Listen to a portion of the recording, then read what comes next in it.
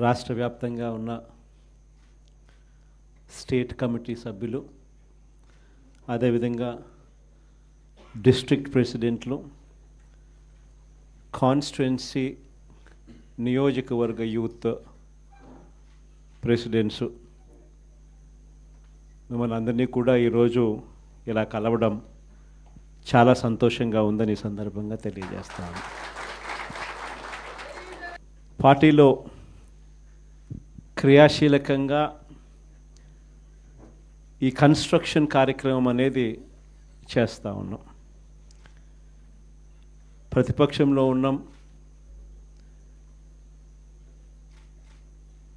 ప్రతిపక్షంలో ఉంటూ ప్రభుత్వం పనిచేస్తూ ఉన్న విధానాన్ని ప్రశ్నిస్తూ, ప్రభుత్వం ఇచ్చిన హామీలను ఆ ప్రభుత్వం ఎగరగొడతా ఉన్న నేపథ్యంలో ఆ ప్రభుత్వాన్ని గట్టిగా నిలదీస్తూ, నిద్రపోతూ ఉన్న ఈ ప్రభుత్వాన్ని మేలుకొల్పే ప్రయత్నం గట్టిగా చేస్తూ ఉన్నాం. చేసే ఈ ప్రక్రియలో ఆర్గనైజేషన్ పరంగా ఇంకా మనం బలంగా ఎదగాలి. ఎదుగుదల అన్నది ఎందుకు అవసరము, ఎందుకంత ఇంపార్టెంటు అన్నది క్లుప్తంగా చెప్తాం. ఈరోజు మన పార్టీని చూసినప్పుడు చాలామంది ఎమ్మెల్యేలు కొత్త వాళ్ళే. మన పార్టీ వచ్చినప్పుడే 2011లో మన పార్టీ మనం స్థాపించిన పరిస్థితుల మధ్యలో గమనిస్తే, నేను అప్పట్లో కాంగ్రెస్ పార్టీ నుంచి బయటకు వచ్చిన. నేను బయటకు వచ్చినప్పుడు నాతో పాటు వెనకాల ఎవరు లేరు. నేను మా అమ్మ ఇద్దరం మాత్రమే బయటకు వచ్చినాం. అక్కడి నుంచి మొదలైంది ప్రస్థానం. నాతో పాటు కొంతమంది నాయకులు, నా మీద వ్యక్తిగతంగా అభిమానం ఉన్న నాయకులు కొంతమంది, మా కడప జిల్లాల నుంచి మరి ముఖ్యంగా కొంతమంది నాయకులు నాతో పాటు రావాలని అడుగులు ముందుకేశారు. నేనన్నా, నా పరిస్థితి ఏమిటో నాకే అర్థం కావడం లేదు. అందరూ అంటా ఉన్నారు, కేంద్రంలో కాంగ్రెస్ పార్టీతో ఢీకొంటా ఉన్నాం, రాష్ట్రంలో ముఖ్యమంత్రితో ఢీకొంటా ఉన్నాం కాంగ్రెస్ పార్టీతో. ఇలాంటి పరిస్థితుల్లో నా పరిస్థితి అగమ్య గోచరంగా ఉన్నప్పుడు నేను మిమ్మల్ని నాతో పాటు రమ్మని చెప్పి నేను చెప్పలేను. దేవుడు ఆశీర్వదించి నేను ఎదిగినప్పుడు, నేను బాగున్నప్పుడు అప్పుడు రండి అని చెప్పి కొంతమందికి చెప్పిన. ఇట్లా రాష్ట్రం వైపు తిరిగి చూస్తే ఎవ్వరూ లేరు వెనకాల. కేవలం నేను, నాతో పాటు అమ్మ, మేము మాత్రమే ఉన్నాం. ఆ ప్రస్థానం అక్కడి నుంచి మొదలైంది. కానీ రాజకీయాలలో ఎప్పటికీ కూడా విలువలు, విశ్వసనీయత ఇవి మాత్రం ఎక్కడా ఎప్పుడూ తగ్గనేలా. ఎన్ని కష్టాలు వచ్చినా కూడా ఇటువైపు చూస్తే పొలిటికల్ ఒబ్లీవియన్ అంటారు, ఏ రోజు కూడా కాంప్రమైజ్ కాల. విలువలు, విశ్వసనీయత అన్న దానికి మాత్రం పెద్ద పీట వేశాం. విలువలు, విశ్వసనీయత అన్నది ఎట్లాంటి పరిస్థితిలో ఉన్నా కూడా ఏ రోజు కూడా అవి ప్రశ్నించే పరిస్థితిలో ఏ రోజు రాజకీయాలు ఎప్పుడు చేయలే. అక్కడి నుంచి సాగింది రాజకీయ ప్రయాణం. ఆ తర్వాత నాతో పాటు 18 మంది ఎమ్మెల్యేలు కాంగ్రెస్ పార్టీ వీడి నాతో పాటు రావాలన్నారు. అందరినీ పదవులు రాజీనామా చేయమన్నా.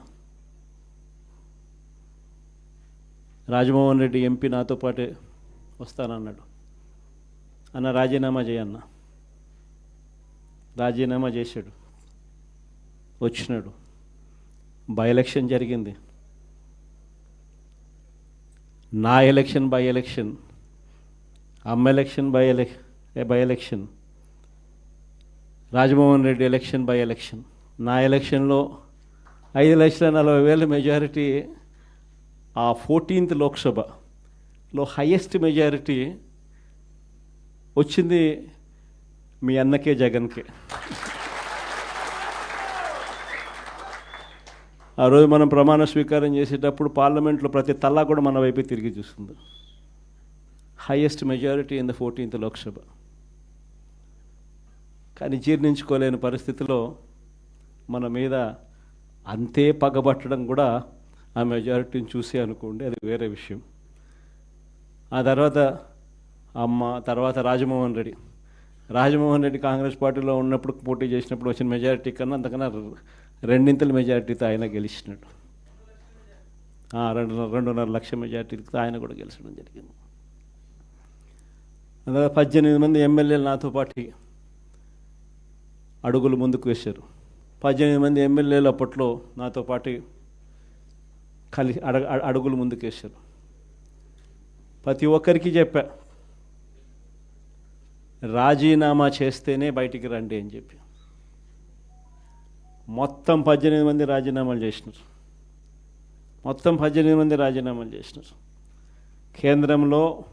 కేంద్రంతో వ్యతిరేకంగా పోరాటం, రాష్ట్ర ప్రభుత్వానికి వ్యతిరేకంగా పోరాటం. 18 మందిని రాజీనామా చేసి విలువలు విశ్వసనీయతతో కూడిన రాజకీయాలు చేయడానికి అడుగులు ముందుకేశారు. ఎక్కడ కూడా విలువలు విశ్వసనీయత అన్నది ఎక్కడ కూడా తగ్గల. అప్పట్లో పవర్ ఛార్జెస్, కరెంటు ఛార్జీలు విపరీతంగా చంద్రబాబు నాయుడు గారు పెంచిన నేపథ్యంలో చంద్రబాబు నాయుడు ప్రభుత్వం మీద అవిశ్వాస తీర్మానం ప్రవేశపెడితే ఆశ్చర్యం ఏమిటో తెలుసా? తెలుగుదేశం పార్టీ అప్పట్లో కిరణ్ కుమార్ రెడ్డి ప్రభుత్వానికి సపోర్ట్ చేసింది. 294 స్థానాలకు 148 ఎమ్మెల్యేల స్థానాలు హాఫ్వే మార్క్ అయితే, అప్పట్లో చంద్రబాబు నాయుడు సపోర్ట్ చేయడం వల్ల కాంగ్రెస్ పార్టీ బయటపడింది. చంద్రబాబు నాయుడు అండ్ కాంగ్రెస్ ఇద్దరూ కలిసి ఒకటై కుమ్మక్కై రాజకీయాలు చేశారు అప్పట్లో. అలాంటి పరిస్థితుల్లో కూడా ఎక్కడ కూడా ప్రజలు హర్షించే విధంగా విలువలతోనూ విశ్వసనీయతతోనూ కూడిన రాజకీయాలు చేశాం. క్యాన్వాస్ చూస్తే ఆంధ్ర రాష్ట్రం విడిపోయిన తర్వాత 175 నియోజకవర్గాలకు సంబంధించి కూడా పరిస్థితి, క్యాండిడేట్లు అందరూ కొత్త వాళ్ళే. అక్కడి నుంచి ఒక 18 మంది మన క్యాండిడేట్ తప్ప నుంచి మిగతా వాళ్ళంతా ఫ్రెష్ ఫేసెస్. నుంచి మన క్యాండిడేట్లు విజయం సాధించడం మొదలుపెట్టాడు. 67 స్థానాలు 2014లో గెలిచినాం. మళ్ళా 23 మందిని దాంట్లో పోచింగ్,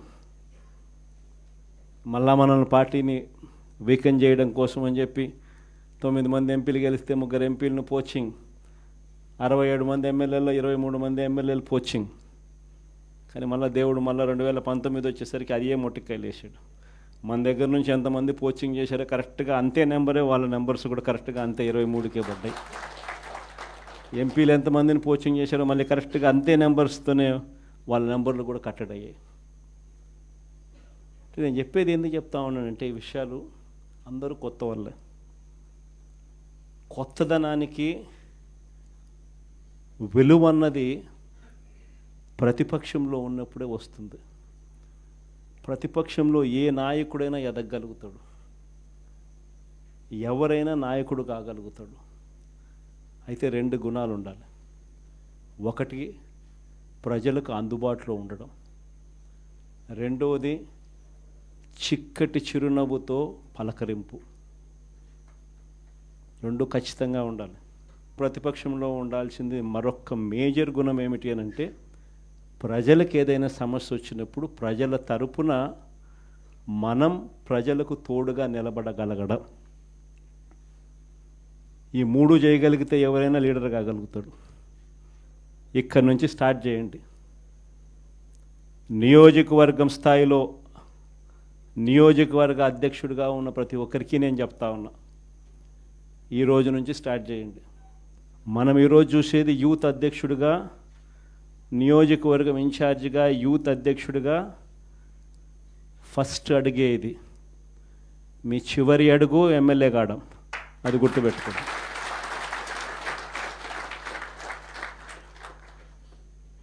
ఎదగడం మీ చేతుల్లో ఉంది, మిమ్మల్ని పెంచడం నా చేతుల్లో ఉంది.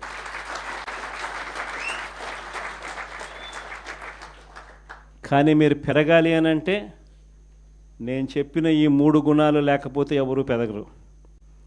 ఈ 3 గుణాలు ఉండాలి. ఈ 3 గుణాలను పెంచుకోవాలి. పెంచుకున్న దాంతో అసెస్ చేసుకోవాలి. ప్రతి నియోజకవర్గ ఇన్ఛార్జ్కు ఇది ఒక ఛాలెంజ్ ఇస్తున్నా. ఈ రోజు నుంచి 6 months టైం తీసుకోండి. మండల్ కమిటీస్ ఫామ్ కావాలి. దానికి తగ్గట్టుగానే కాన్స్టిట్యున్సీ హెడ్ క్వార్టర్స్లో వార్డ్ కమిటీస్ ఫామ్ కావాలి. దానికి తగ్గట్టుగానే మండల్ కమిటీస్ ఫామ్ కావాలి. దానికి తగ్గట్టుగానే గ్రామ కమిటీస్ ఫామ్ కావాలి. గ్రామ కమిటీసు, మండల్ కమిటీసు, మున్సిపాలిటీల్లో వార్డు కమిటీసు మొత్తం మీ ఆధ్వర్యంలోనే ఉన్నాయి.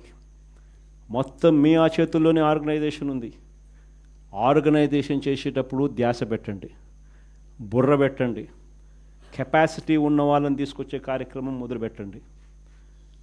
ఎదగడానికి ఎవరైతే సిద్ధంగా ఉన్నారో వాళ్ళని ఆర్గనైజేషన్లోకి తీసుకొని వచ్చే కార్యక్రమం చేయండి. వైఎస్ఆర్సీపీ ప్రతి గ్రామంలో ఉంది. సిమిలర్లీ జిల్లా అధ్యక్షులకు చెప్తా ఉన్నా, అసెస్ చేసుకోండి. ఎవరికి చెప్పాల్సిన పనులా నేను మీకే ఇచ్చి పెడతా ఉన్నా. ఎందుకంటే మీరు ఎదగాలి.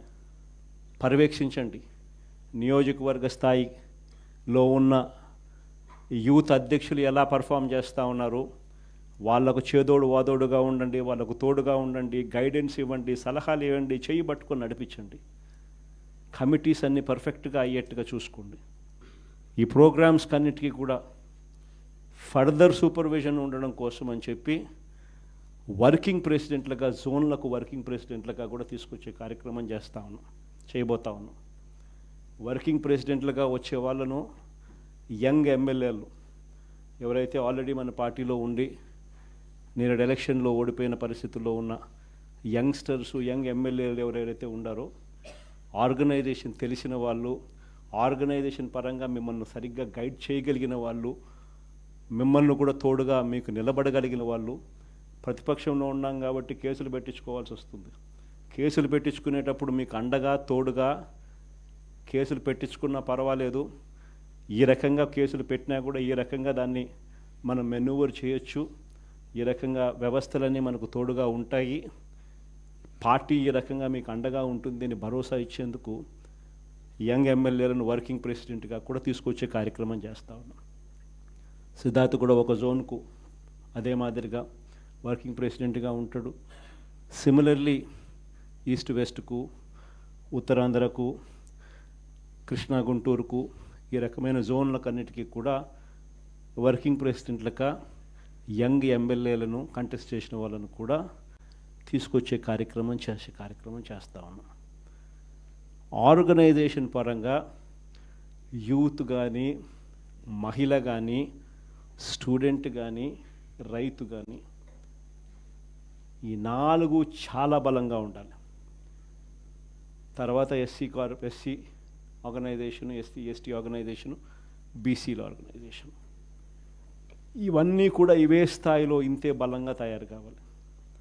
ప్రతిపక్షంలో ఉన్నప్పుడే ఇవన్నీ బలంగా మనం తయారు చేసుకునే వెసులుబాటు మనకు ఉంటుంది. వెసులుబాటులోకి రావాలి. ఆర్గనైజేషన్లో ఉన్న ప్రతి ఒక్కడు సోషల్ మీడియాలో ఆటోమేటిక్లీ ఎంపానల్ కావాలి. సోషల్ మీడియాలో మీ ఫోన్ అన్నది ఈరోజు యుగంలో మీ దగ్గరున్న గన్ను. ఈరోజు యుగంలో, ఈ సోషల్ మీడియా యుగంలో మీ దగ్గరున్న ఏకైక వెపన్, ఏకైక గన్ను మీ ఫోను. ఆర్గనైజేషన్ పరంగా మీరు దాంట్లో ఎంపానల్ అయిపోయి ఉండాలి. మీతో పాటు మీరు క్రియేట్ చేసి ఆర్గనైజేషన్ గ్రామస్థాయి దాకా కూడా ఆ ఆర్గనైజేషన్లో పార్టీ కావాలి. ప్రతి ఒక్కరి చేతిలోనూ కూడా మీకు అన్యాయం జరిగితే ఆ అన్యాయం నాకు జరిగింది అని చెప్పి మీరు ఆ మాధ్యమంలో మీరు చెబితే ఆ మాధ్యమం ద్వారా పార్టీ హైకమాండ్ మా దాకా కూడా తెలియడమే కాకుండా రాష్ట్ర వ్యాప్తంగా ఉన్న మొత్తం వైఎస్ఆర్సీపీ శ్రేణులందరికీ కూడా ఈ మెసేజ్ వెళ్ళిపోవాలి. ఎవరికి ఎక్కడ ఏ అన్యాయం జరిగినా కూడా మొత్తం పార్టీ తనకు తోడుగా నిలబడే కార్యక్రమం జరగాల. ఇది విజన్. నా జిల్లా ప్రోగ్రాములు కూడా మళ్ళీ ఉంటాయి. నా ప్రోగ్రాంతో పాటు చివరిలో నా పాదయాత్ర కూడా ఎట్టగో జరుగుతుంది.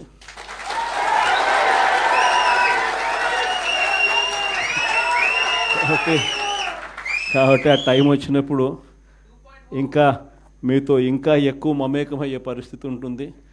ఇంకా ఎక్కువ మీ జిల్లాలలో మీతో పాటు కలిసి ప్రయాణం చేసే పరిస్థితులు ఉంటాయి. ఆ కలిసి ప్రయాణం చేసే పరిస్థితిలో మిమ్మల్ని ప్రతి ఒక్కరిని పేరు పేరున పిలిచే పరిస్థితి కూడా ఖచ్చితంగా ఉంటుందని కూడా చెప్తాను. ఈరోజు వైఎస్ఆర్సీపీకి సంబంధించి రాష్ట్ర వ్యాప్తంగా ఉన్న స్టేట్ కమిటీ సభ్యులు, అదేవిధంగా డిస్ట్రిక్ట్ ప్రెసిడెంట్లు, కాన్స్టిట్యుయెన్సీ నియోజకవర్గ యూత్ ప్రెసిడెంట్స్,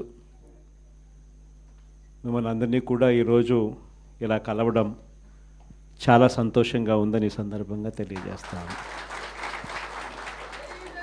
పార్టీలో క్రియాశీలకంగా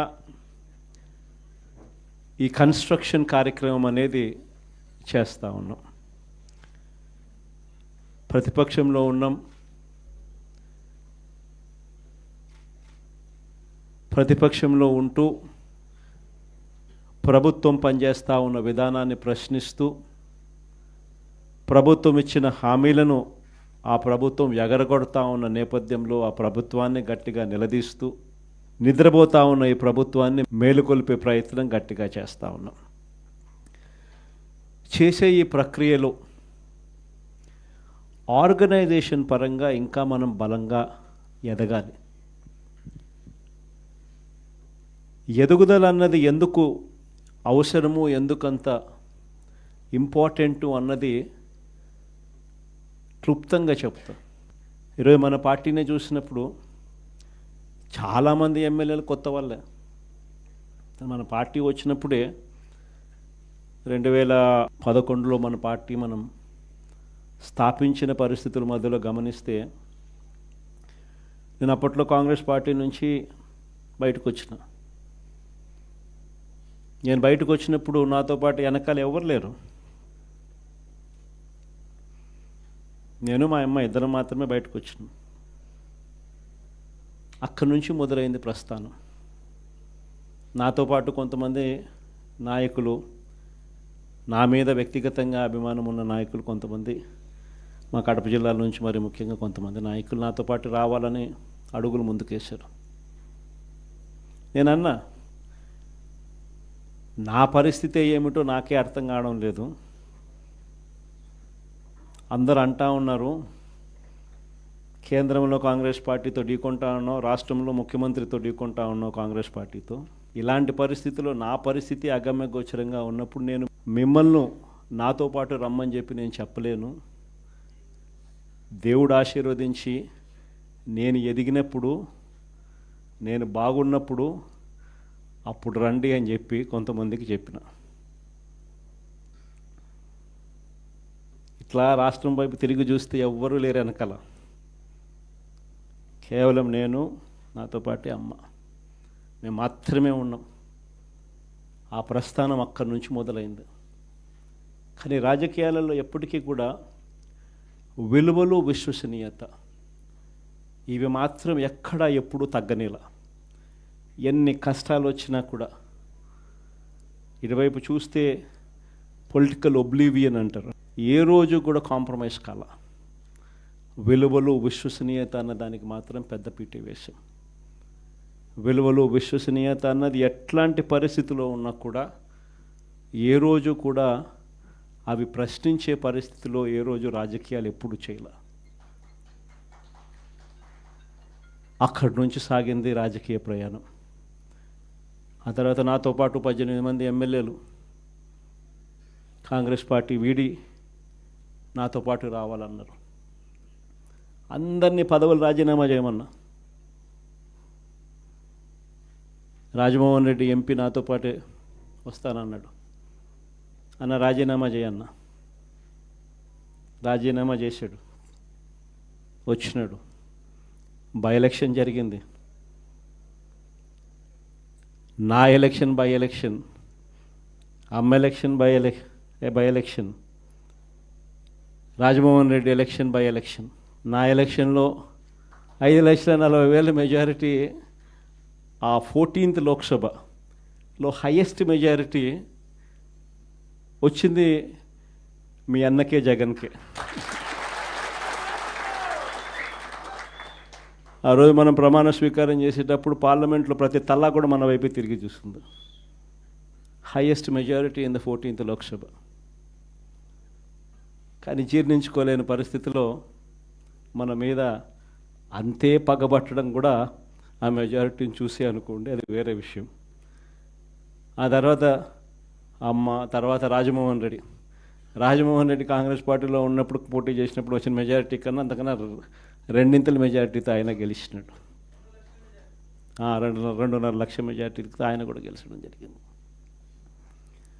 అందులో 18 మంది ఎమ్మెల్యేలు నాతో పాటు అడుగులు ముందుకు వేశారు. 18 మంది ఎమ్మెల్యేలు అప్పట్లో నాతో పాటు అడుగులు ముందుకు వేశారు. ప్రతి ఒక్కరికి చెప్పా, రాజీనామా చేస్తేనే బయటికి రండి అని చెప్పి.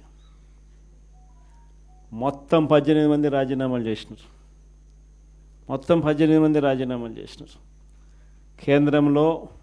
కేంద్రంతో వ్యతిరేకంగా పోరాటం, రాష్ట్ర ప్రభుత్వానికి వ్యతిరేకంగా పోరాటం. 18 మంది రాజీనామా చేసి విలువలు, విశ్వసనీయతతో కూడిన రాజకీయాలు చేయడానికి అడుగులు ముందుకేశారు. ఎక్కడ కూడా విలువలు, విశ్వసనీయత అన్నది ఎక్కడ కూడా తగ్గల.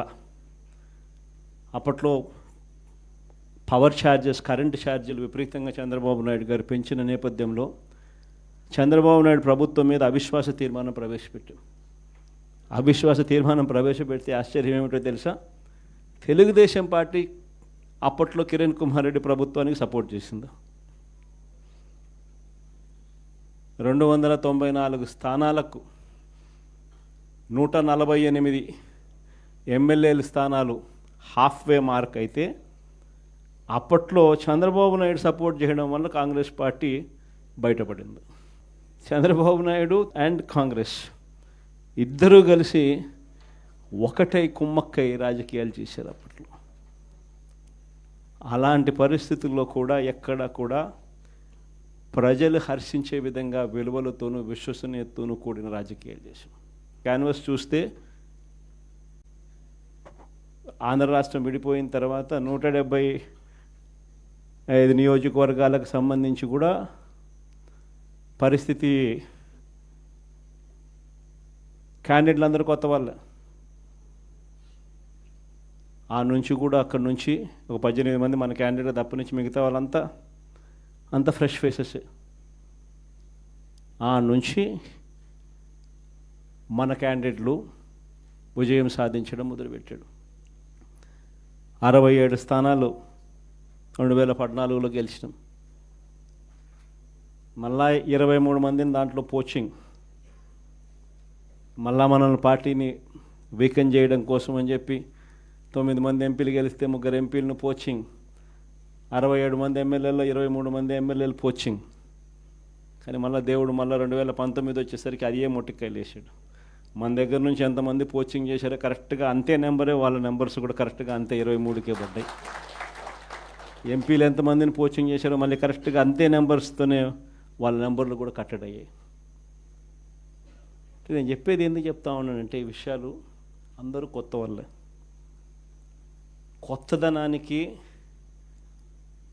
విలువ అన్నది ప్రతిపక్షంలో ఉన్నప్పుడే వస్తుంది.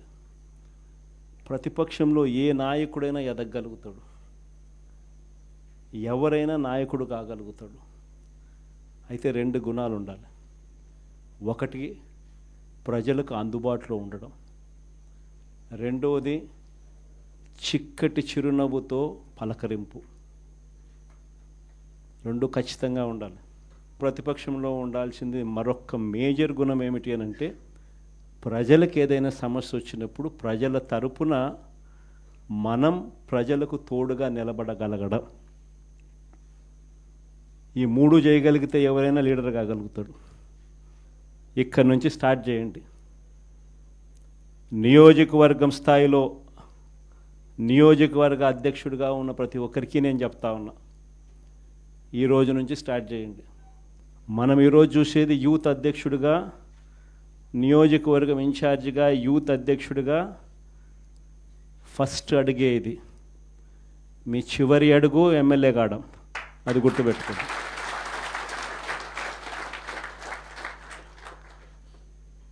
ఎదగడం మీ చేతుల్లో ఉంది, మిమ్మల్ని పెంచడం నా చేతుల్లో ఉంది.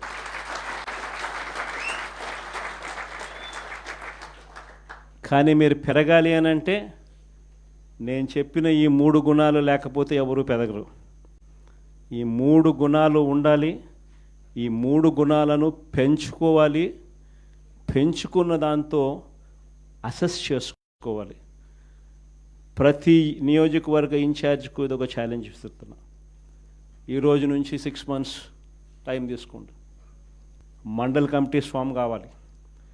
దానికి తగ్గట్టుగానే కాన్స్టిట్యున్సీ హెడ్ క్వార్టర్స్లో వార్డ్ కమిటీస్ ఫామ్ కావాలి. దానికి తగ్గట్టుగానే మండల్ కమిటీస్ ఫామ్ కావాలి. దానికి తగ్గట్టుగానే గ్రామ కమిటీస్ ఫామ్ కావాలి. గ్రామ కమిటీసు, మండల్ కమిటీసు, మున్సిపాలిటీల్లో వార్డు కమిటీసు మొత్తం మీ ఆధ్వర్యంలోనే ఉన్నాయి. మొత్తం మీ ఆ చేతుల్లోనే ఆర్గనైజేషన్ ఉంది. ఆర్గనైజేషన్ చేసేటప్పుడు ధ్యాస పెట్టండి, బుర్ర పెట్టండి. కెపాసిటీ ఉన్న వాళ్ళని తీసుకొచ్చే కార్యక్రమం మొదలుపెట్టండి. ఎదగడానికి ఎవరైతే సిద్ధంగా ఉన్నారో వాళ్ళని ఆర్గనైజేషన్లోకి తీసుకొని వచ్చే కార్యక్రమం చేయండి. వైఎస్ఆర్సీపీ ప్రతి గ్రామంలో ఉంది. సిమిలర్లీ జిల్లా అధ్యక్షులకు చెప్తా ఉన్నా, అసెస్ చేసుకోండి. ఎవరికి చెప్పాల్సిన పనులా నేను మీకే ఇచ్చి పెడతా ఉన్నా. ఎందుకంటే మీరు ఎదగాలి. పర్యవేక్షించండి. నియోజకవర్గ స్థాయిలో ఉన్న యూత్ అధ్యక్షులు ఎలా పర్ఫామ్ చేస్తూ ఉన్నారు, వాళ్లకు చేదోడు వాదోడుగా ఉండండి, వాళ్ళకు తోడుగా ఉండండి, గైడెన్స్ ఇవ్వండి, సలహాలు ఇవ్వండి, చేయి పట్టుకొని నడిపించండి. కమిటీస్ అన్నీ పర్ఫెక్ట్గా అయ్యేట్టుగా చూసుకోండి. ఈ ప్రోగ్రామ్స్ కన్నిటికీ కూడా ఫర్దర్ సూపర్విజన్ ఉండడం కోసం అని చెప్పి వర్కింగ్ ప్రెసిడెంట్లుగా, జోన్లకు వర్కింగ్ ప్రెసిడెంట్లుగా కూడా తీసుకొచ్చే కార్యక్రమం చేయబోతా ఉన్నాం. వర్కింగ్ ప్రెసిడెంట్లుగా వచ్చే వాళ్ళను యంగ్ ఎమ్మెల్యేలు ఎవరైతే ఆల్రెడీ మన పార్టీలో ఉండి నేడు ఎలక్షన్లో ఓడిపోయిన పరిస్థితుల్లో ఉన్న యంగ్స్టర్సు, యంగ్ ఎమ్మెల్యేలు ఎవరైతే ఉండారో, ఆర్గనైజేషన్ తెలిసిన వాళ్ళు, ఆర్గనైజేషన్ పరంగా మిమ్మల్ని సరిగ్గా గైడ్ చేయగలిగిన వాళ్ళు, మిమ్మల్ని కూడా తోడుగా మీకు నిలబడగలిగిన వాళ్ళు. ప్రతిపక్షంలో ఉన్నాం కాబట్టి కేసులు పెట్టించుకోవాల్సి వస్తుంది. కేసులు పెట్టించుకునేటప్పుడు మీకు అండగా, తోడుగా కేసులు పెట్టించుకున్నా పర్వాలేదు. ఈ రకంగా కేసులు పెట్టినా కూడా ఈ రకంగా దాన్ని మనం మెనూవర్ చేయొచ్చు. ఈ రకంగా వ్యవస్థలన్నీ మనకు తోడుగా ఉంటాయి. పార్టీ ఈ రకంగా మీకు అండగా ఉంటుంది అని భరోసా ఇచ్చేందుకు యంగ్ ఎమ్మెల్యేలను వర్కింగ్ ప్రెసిడెంట్గా కూడా తీసుకొచ్చే కార్యక్రమం చేస్తూ ఉన్నాం. సిద్ధార్థ్ కూడా ఒక జోన్కు అదే మాదిరిగా వర్కింగ్ ప్రెసిడెంట్గా ఉంటాడు. సిమిలర్లీ ఈస్ట్ వెస్ట్కు, ఉత్తరాంధ్రకు, కృష్ణా గుంటూరుకు ఈ రకమైన జోన్లకన్నిటికీ కూడా వర్కింగ్ ప్రెసిడెంట్లుగా యంగ్ ఎమ్మెల్యేలను కంటెస్ట్ చేసిన వాళ్ళను కూడా తీసుకొచ్చే కార్యక్రమం చేస్తూ ఉన్నాం. ఆర్గనైజేషన్ పరంగా యూత్ కానీ, మహిళ కానీ, స్టూడెంట్ కానీ, రైతు కానీ ఈ 4 చాలా బలంగా ఉండాలి. తర్వాత ఎస్సీ ఆర్గనైజేషను, ఎస్టీ ఆర్గనైజేషను, బీసీల ఆర్గనైజేషన్, ఇవన్నీ కూడా ఇవే స్థాయిలో ఇంతే బలంగా తయారు కావాలి. ప్రతిపక్షంలో ఉన్నప్పుడే ఇవన్నీ బలంగా మనం తయారు చేసుకునే వెసులుబాటు మనకు ఉంటుంది. వెసులుబాటులోకి రావాలి. ఆర్గనైజేషన్లో ఉన్న ప్రతి ఒక్కడు సోషల్ మీడియాలో ఆటోమేటిక్లీ ఎంపానల్ కావాలి. సోషల్ మీడియాలో మీ ఫోన్ అన్నది ఈరోజు యుగంలో మీ దగ్గరున్న గన్ను. ఈరోజు యుగంలో, ఈ సోషల్ మీడియా యుగంలో మీ దగ్గరున్న ఏకైక వెపన్, ఏకైక గన్ను మీ ఫోను. ఆర్గనైజేషన్ పరంగా మీరు దాంట్లో ఎంపానల్ అయిపోయి ఉండాలి. మీతో పాటు మీరు క్రియేట్ చేసి ఆర్గనైజేషన్ గ్రామస్థాయి దాకా కూడా ఆ ఆర్గనైజేషన్లో పార్టీ కావాలి. ప్రతి ఒక్కరి చేతిలోనూ కూడా మీకు అన్యాయం జరిగితే ఆ అన్యాయం నాకు జరిగింది అని చెప్పి మీరు ఆ మాధ్యమంలో మీరు చెబితే ఆ మాధ్యమం ద్వారా పార్టీ హైకమాండ్ మా దాకా కూడా తెలియడమే కాకుండా రాష్ట్ర వ్యాప్తంగా ఉన్న మొత్తం వైఎస్ఆర్సీపీ శ్రేణులందరికీ కూడా ఈ మెసేజ్ వెళ్ళిపోవాలి. ఎవరికి ఎక్కడ ఏ అన్యాయం జరిగినా కూడా మొత్తం పార్టీ తనకు తోడుగా నిలబడే కార్యక్రమం జరగాల. ఇది విజన్. నా జిల్లా ప్రోగ్రాములు కూడా మళ్ళీ ఉంటాయి. నా ప్రోగ్రాంతో పాటు చివరిలో నా పాదయాత్ర కూడా ఎట్టగో జరుగుతుంది.